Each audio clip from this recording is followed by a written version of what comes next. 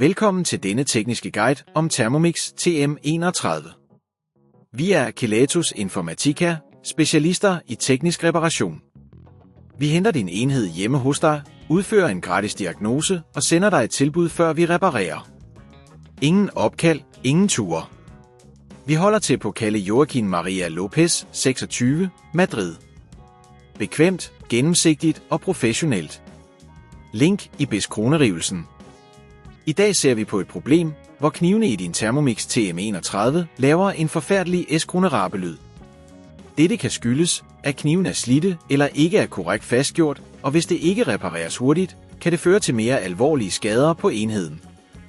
Det er vigtigt at tage sig af dette problem, så du kan fortsætte med at nyde madlavningen uden forstyrrelser. For at udføre denne reparation skal vi bruge nogle værktøjer som en stjerneskrone-rugetrækker, en almindelig S-krone-rugetrækker, en tang og en ny knivkomponent til din Thermomix TM31. Først skal vi åbne enheden forsigtigt. Start med at fjerne S-kroneruerne på bagsiden ved hjælp af stjerneskrone-rugetrækkeren. Når S-kroneruerne er fjernet, kan du forsigtigt tage låget af og få adgang til indersiden.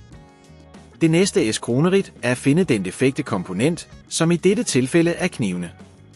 Du kan finde dem under enheden, og det er vigtigt at inspicere dem for skader.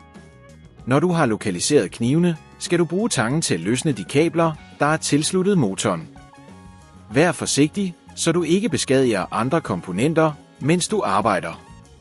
Når du har fjernet de tilsluttede kabler, kan du tage knivene ud ved at S-kroneruge dem af. Sørg for at huske, hvordan de sidder, så du kan sætte de nye knive korrekt på. Når de gamle knive er fjernet, skal du tage de nye knive og fastgøre dem på samme måde som de gamle. Brug den samme kroneraft, når du strammer S-kroneruerne, men vær opmærksom på ikke at overstramme, da dette kan skade komponenterne. Når knivene er på plads, skal du sørge for at tilslutte kablerne igen, før du lukker enheden.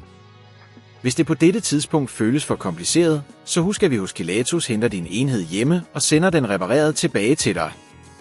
Nu er det tid til at lukke enheden. Placer låget på og S-kroneruerne tilbage på plads.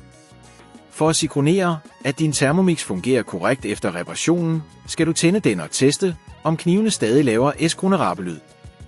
Det er også en god idé at se efter, om der er nogen unormale lyde, mens du bruger den. For at undgå, at problemet opstår igen, er det en god idé at rengøre knivene regelmæssigt og sørge for, at de ikke bliver udsat for meget slid. Desuden kan du overveje at få enheden serviceret professionelt med jævne mellemrum. Hvis du ikke vil risikere at beskadige din enhed, så henter vi hos Kelatos den op, reparerer den og leverer den hjem til dig overalt i Danmark. Link i beskronerivelsen.